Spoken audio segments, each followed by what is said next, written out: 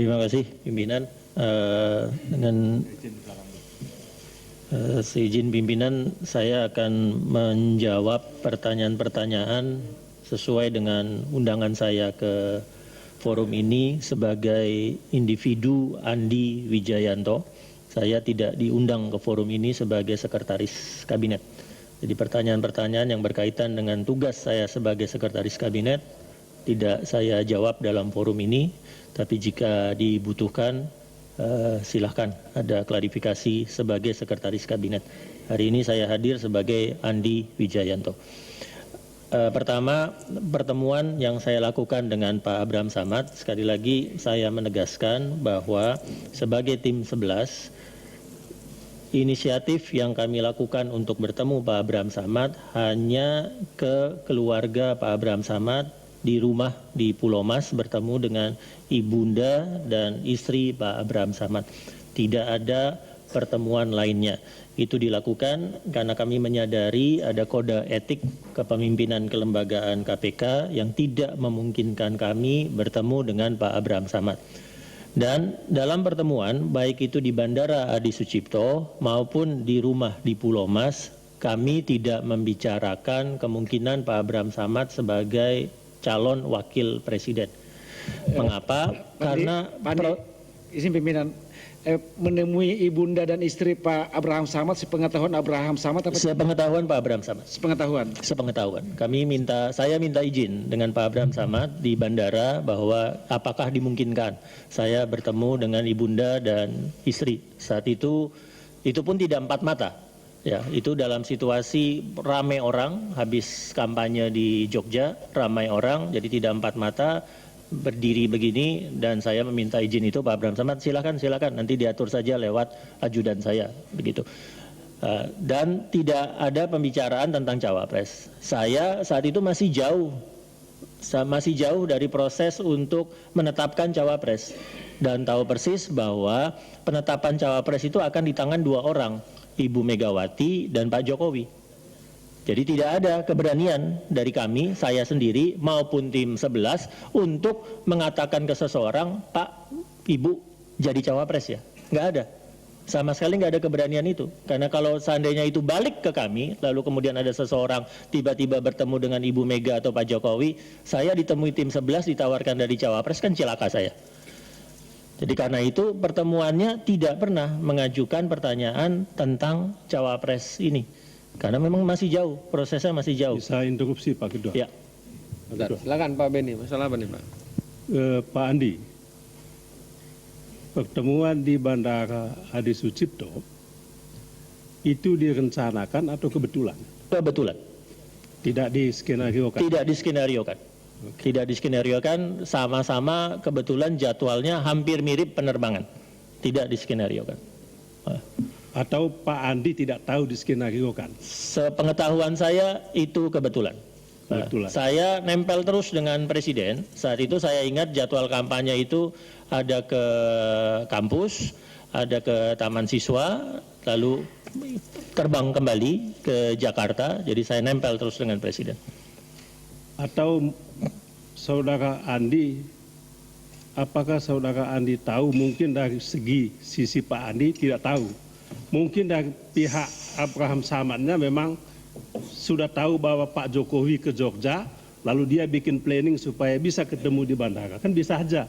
Saya tidak tahu itu, tidak tahu. Silakan diklarifikasi ke pihaknya Pak Abraham Samad. Ya. Tapi di pemahaman saya pertemuan itu kebetulan keduanya bersamaan di Bandara Adi Sucipto, dan saya yakin betul bahwa dalam pertemuan itu sama sekali tidak ada pembicaraan empat mata antara Abraham Samad dengan salah satu pun dari kami, karena betul-betul pertemuannya di ruang transit.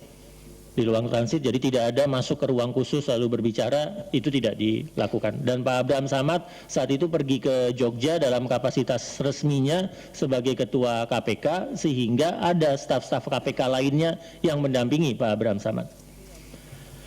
Itu yang pertama. Jadi pertemuan yang kami inisiasi betul-betul hanya pertemuan kebetulan kebetulan di Bandara Adi Sucipto. Kemudian saya meminta izin ke Pak Abraham Samad untuk bertemu dengan ibunda dan istrinya untuk mencari data-data tambahan tentang nilai-nilai keluarga, background, dan seterusnya.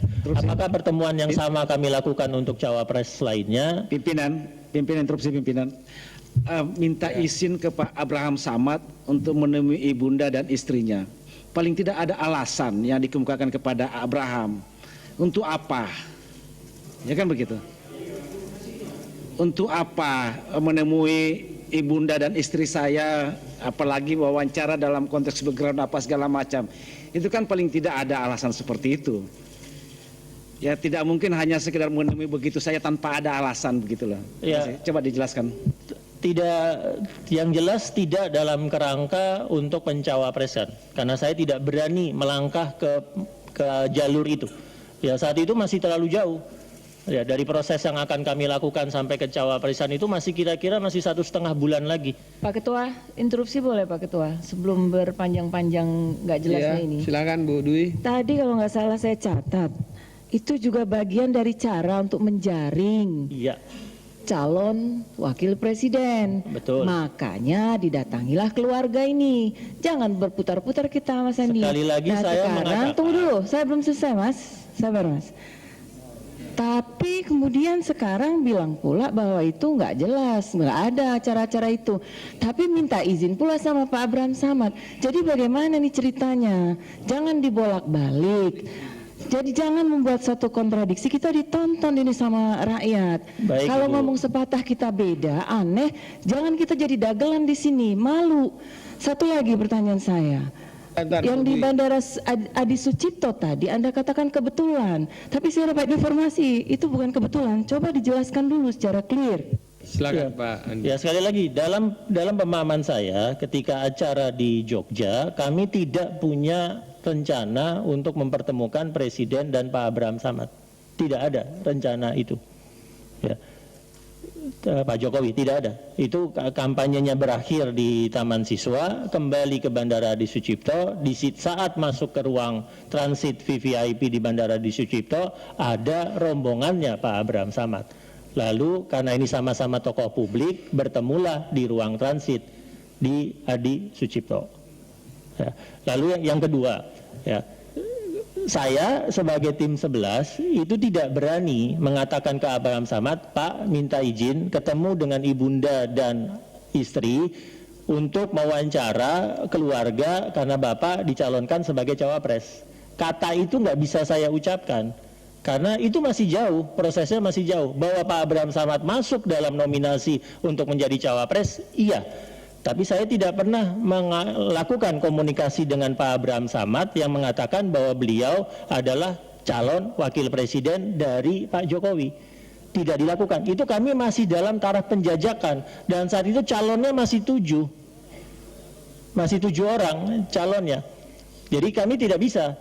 Misalnya, saya tadi menjelaskan bahwa dengan Pak Yusuf Kalla, kami melakukan pertemuan itu 7 atau 8 kali dengan Pak Yusuf Kalla dan dilakukan berkali-kali di rumahnya Pak Yusuf Kalla, Jalan Brawijaya. Kami melakukan hal yang sama. Untuk calon-calon lain ada hal yang kami lakukan, tapi tidak semuanya kami katakan bahwa ini untuk pencawapresan. Saat itu prosesnya tidak ke sana dan kewenangan untuk itu adanya di Ibu Megawati dan Pak Jokowi. Interupsi. Yang mau saya tanyakan, kok dari mana Pak Andi ini tahu bahwa ibundanya Pak Abraham itu ada di Jakarta? Kok tahu-taunya kalau dibilang mau ketemu dengan istri boleh. Kalau dengan ibunda kok Anda tahu Ya, bahwa bertanya. Terima Jadi kasih. saya bahkan minta izin jika saja ibundanya ada di Makassar, bolehkah saya bertemu di Makassar? Lalu Pak Abraham Samad ada di Jakarta keduanya. Jadi saya kemudian ke Pulau Mas bertemu di Pulau Mas. Pak Ketua, bisa untuk Iya Pak Beni, ini masalah pertemuan dengan Ya. ibunda aja nih Pak. ya karena gini Pak Andi, ini penting.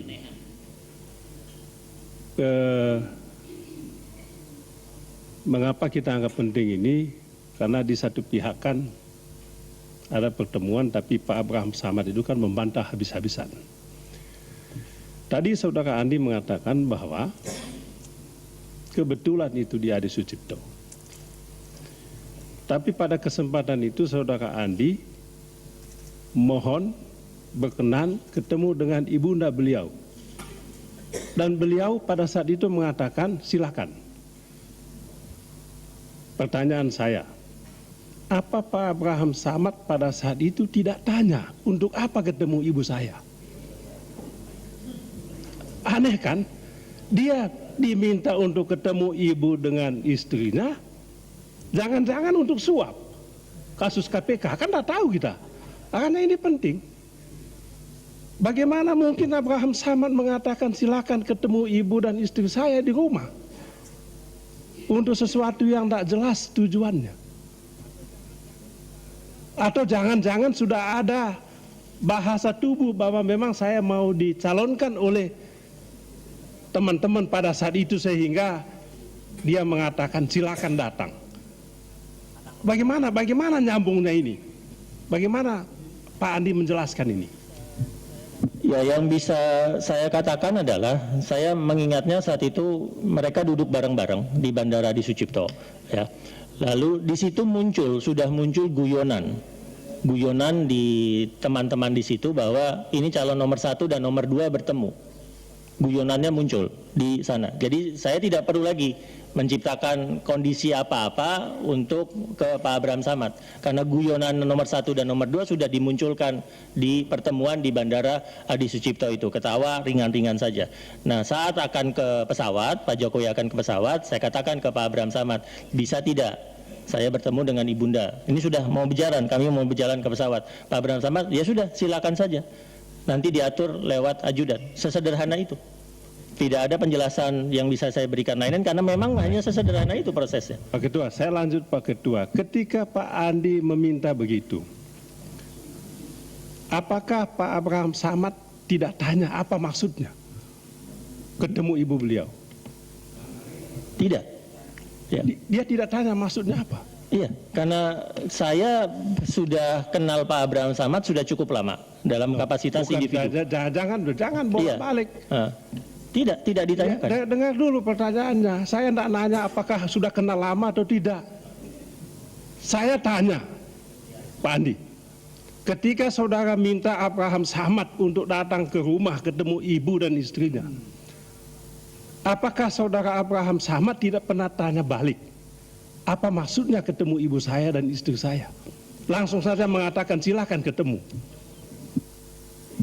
Iya. Tanpa ada pertanyaan. Iya. Nah. Baik, Bapak Ibu sekalian. Lagi Pak Beni, mohon maaf. Sebentar Pak Suding. Kan jawaban Pak Andi dalam catatan saya ada 4 orang yang sama menanyakan. Pak Andi tetap stick bahwa tidak ada maksud tertentu. Kita hargai pernyataan Pak Andi dalam forum ini untuk menjadi catatan kita apabila nanti di kemudian hari kan terbuka. Jadi kita tidak usah kejar lagi, cukup udah 4 orang nih berputar ini dari Bu Dwi, Pak Juniman. Nah, Pak Ketua, sama. perlu diperdalam Pak Ketua. Nah, sedikit Pak. Nah, baik Pak Andi. Bentar Pak Suding. Pak Suding masih masalah ibu ini, enggak ya, lain ganti ya. Nah, tadi disampaikan dengan pertanyaan dari Pak Beni tadi, ya, bahwa sama sekali tidak ada respon dari Pak Abraham Samad untuk apa kan begitu.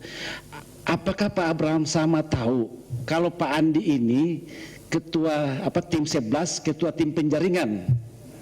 Tidak tahu. Tidak tahu juga. Tidak tahu. Wah. Udah, enggak apa-apa. Ini Identitas kami sebagai tim 11 itu baru terbuka di media, yaitu kira-kira pada saat tim kampanye nasional sudah terbentuk. Identitas kami sebagai tim 11. Jadi ketika itu Abraham juga tidak tahu kalau Bapak ini masuk dalam ketua tim 11. Pak Abraham Samad memahami bahwa saya merupakan bagian dari tim kampanyenya Pak Jokowi. Tapi kalau Pak Abraham Samad itu memahami bahwa saya adalah bagian dari tim 11 yang bertugas menjaring cawapres, saya tidak yakin beliau paham. Karena identitas kami betul-betul tidak diketahui oleh publik sampai kira-kira pengumuman tim kampanye nasional. Ketua, interupsi pimpinan. Bapak Ibu sekalian, ini kesempatan Pak Andi. Biarkan Pak Andi selesaikan dulu. Waktu ini juga jam 1.30. Kita nanti kalau kita sepakat dalam pendalaman, apabila disepakati dalam pleno Komisi 3, kita akan bentuk pansus khusus untuk ini. Jadi tidak perlu kita dalami, nanti kan kita bisa counter secara cross check dari data-data dan notulensi rapat kita pada siang hari ini. Silakan Pak Andi. Pak Ketua, satu Pak Ketua yang belum. Silakan Pak Andi. Ya, baik, terima kasih Pak Ketua. Lalu ada pertanyaan tentang proses gagalnya Abraham Samad sebagai calon wapres. Apakah ada pelibatan dari Pak Budi Gunawan di situ dalam seperti yang ada telepon sadap dan seterusnya?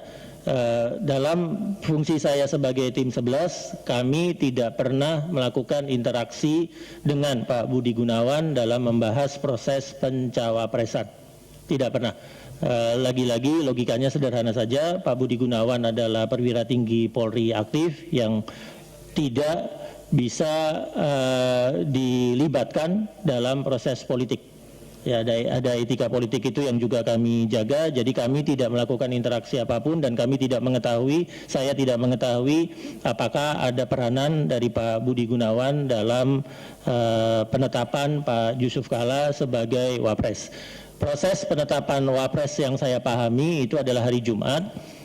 Saat itu Ibu Mega sudah mengatakan saya akan menetapkan cawapres bersama Pak Jokowi hari ini untuk diumumkan hari Senin di Gedung Juang 45. Ya. Jadi hari Jumat itu kemudian saya memfasilitasi pertemuan antara Pak Jokowi, Ibu Mega dan ketua-ketua umum partai pengusung seperti Pak Surya Paloh, Pak Wiranto, Pak Muhaimin Iskandar, ya, untuk melakukan konsultasi-konsultasi tentang itu. Ya. Kira-kira maghrib itu sebetulnya sudah mengarah ke Pak JK. Kira-kira maghrib sudah mengarah pertemuannya ke Pak JK. Pak JK dipanggil untuk ikut bertemu.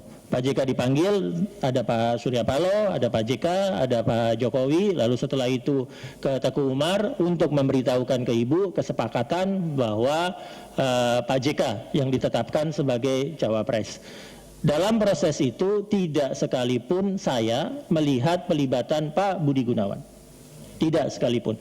Yang saya pahami putusan itu diambil berdua oleh Ibu Megawati dan Pak Jokowi di kediaman Ibu Megawati hari Jumat setelah maghrib di Teguh Umar. Setelah itu kemudian Pak Jokowi memerintahkan kami untuk menyiapkan acara pengumuman Pak JK yang dilakukan hari Senin di Gedung Juang. Nah, ketika itu dilakukan tentunya tadi ada pertanyaan tentang pendanaan, kami belum menyiapkan pendanaan untuk tim kampanye nasional. Pendanaan tim kampanye nasional baru dilakukan setelah ada penetapan capres dan cawapres, dibentuk tim kampanye nasional, kami kemudian memakai prosedur yang ada di KPU yang sudah dilaporkan kepada KPU proses pendanaannya. Mas Cahyo sendiri adalah ketua tim kampanye nasional, saya sekretarisnya, prosesnya dilakukan dan sudah dilaporkan ke KPU. Tidak ada mekanisme atau penyiapan pendanaan untuk calon-calon lainnya karena setelah itu kami bekerja untuk pemenangan Pak Jokowi dan Pak JK. Pertanyaan-pertanyaan lainnya tadi berkaitan dengan fungsi saya sebagai sekretaris kabinet. Mohon izin untuk tidak menggunakan forum itu, forum kali ini untuk menjawab pertanyaan-pertanyaan tersebut. Terima kasih.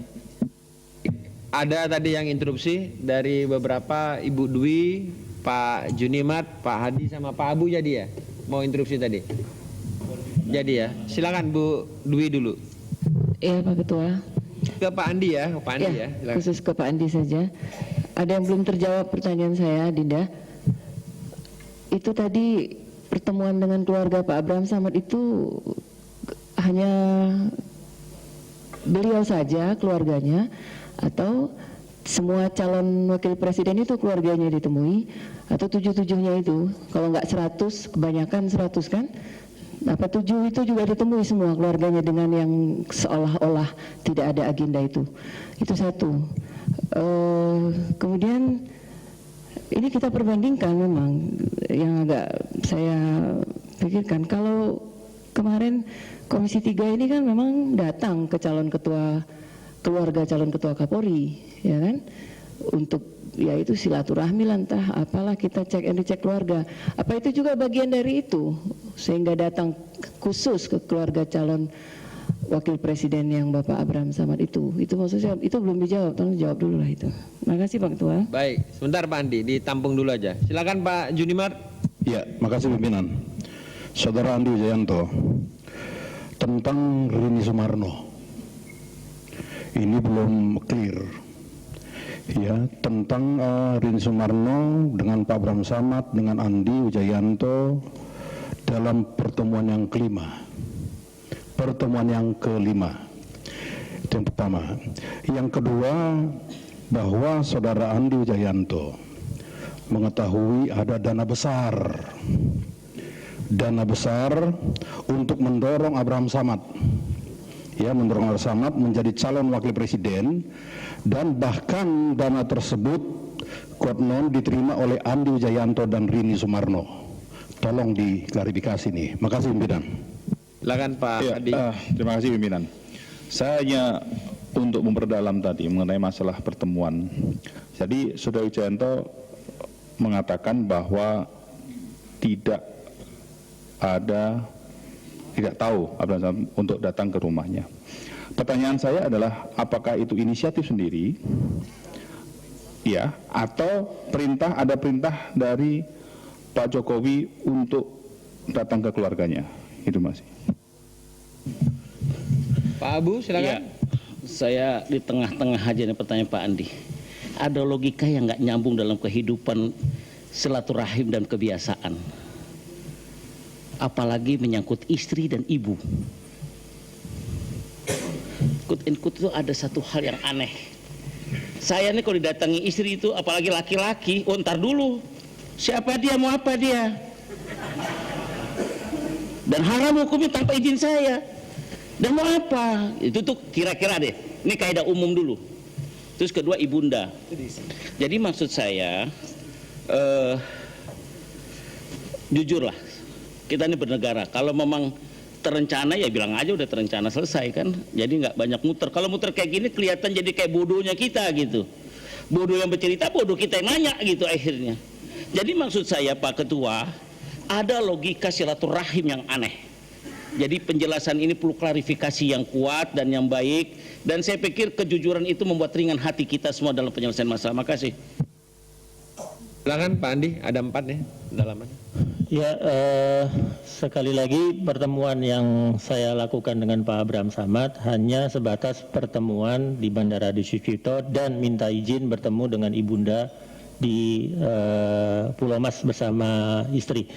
Tentang dana besar, saya tidak tahu dari mana asal informasi itu. Ya mungkin bisa saya gambarkan begini dalam proses pencawapresan.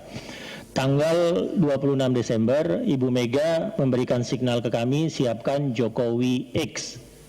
Tanggal 12 Maret, Ibu Mega melakukan pertemuan khusus dan kemudian mengatakan,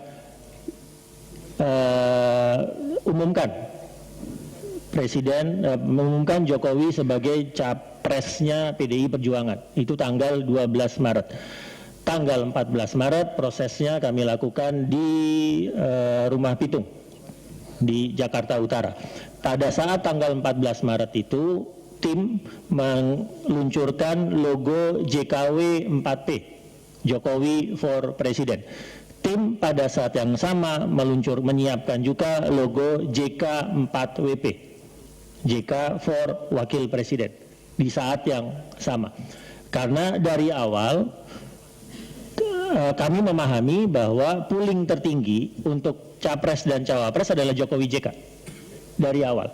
Jadi adalah aneh logikanya kalau kemudian kami membentuk strategi utama kami, arus utama strategi kami adalah Jokowi JK. Tidak, itu strategi utama kami dan kami paham betul bahwa itu yang sebetulnya diinginkan Ibu dari awal-awal. Kami hanya memang diminta menyiapkan alternatif-alternatif sehingga kami siapkan 7 alternatif yang diminta oleh Ibu Mega. Proses apa yang kami lakukan itu kami lakukan secara tim. Tapi kalau pertemuan dengan ibunda dan istri dari Abraham Samad saya lakukan sendiri sebagai koordinator tim 11. Untuk saya prosesnya sederhana-sederhana saja, permintaan ke Pak Abraham Samad sederhana saja, karena sebelum saya menjadi tim 11, saya sudah beberapa kali berinteraksi dengan Pak Abraham Samad dengan kapasitas saya sebagai akademisi. Bukan sebagai politisi, sebagai akademisi, dan kami sama-sama Bugis. Ya, saya ada darah Bugisnya, Pak Abraham Samad juga Bugis, jadi ada sama-sama itu. Nah, kalau seandainya ada dana besar yang kami siapkan, saya dengan Ibu Rini siapkan untuk pencawapresan Pak Abraham Samad, maka kegagalan mencawapreskan Pak Abraham Samad tentunya konsekuensinya luar biasa untuk saya dengan Ibu Rini, terutama ke Ibu Mega. Ya, tapi pada kenyataannya kami kemudian bekerja dengan Pak Jokowi dan Pak JK di rumah transisi, saya diminta menjadi sekretaris tim kampanye dan seterusnya. Jadi politikingnya tidak kami lakukan seperti itu. Karena saya sebagai koordinator tim 11 sadar betul fungsi saya adalah memberikan telah akademik sehingga penetapannya bisa dilakukan oleh Ibu Mega dan Pak Jokowi berdasarkan data-data yang komprehensif. Itulah tugas kami. Penetapannya sendiri kami tidak terlibat. Ketika Ibu Mega dengan Pak Jokowi berbicara dengan ketua-ketua umum lainnya tentang penetapan waktu itu Pak Yusuf Kalla sebagai cawapres, kami tidak terlibat. Kami hanya hadir memfasilitasi, tapi dalam pertemuannya di ruangan tertutup kami tidak terlibat. Itu keputusannya murni antara Ibu Mega, Pak Jokowi, dan ketua umum partai-partai pengusung. Jadi mungkin itu yang bisa saya jelaskan. Jadi sekali lagi saya tidak memberikan penjelasan apapun yang bertele-tele ke Pak Abraham Samad tentang kemungkinan untuk bertemu dengan ibunda dan istri, karena sudah ada interaksi dalam kapasitas lain yang saya lakukan sebelumnya. Tadi pertanyaan Ibu Dwi, apakah ada mekanisme serupa yang kami lakukan ke cawapres-cawapres lain? Ya, saya mengatakan ada. Ya, tadi yang saya jelaskan dalam konteks ini tanpa bermaksud untuk menyeret 5 calon lainnya yang tidak relevan adalah ya, kami lakukan hal yang serupa ke Pak Yusuf Kalla. Kami lakukan hal yang serupa. Pak Yusuf Kalla merupakan satu-satunya cawapres di mana di satu titik kami menyampaikan, Pak, Bapak yang menjadi pertimbangan untuk menjadi cawapres. Lalu kami bertanya macam-macam ke Pak Yusuf Kalla. Saya ingat waktu itu tim 11 lengkap datang ke Pak Yusuf Kalla di rumahnya di Brawijaya untuk seperti fit and proper test Pak Yusuf Kalla sebagai cawapres Pak Jokowi. Nah, itu memang harus kami lakukan karena tugas kami sebagai tim 11 memberikan data dan pertimbangan selengkap mungkin ke Ibu Mega dan Pak Jokowi untuk mengambil keputusan. Baik, terima kasih. Ketua.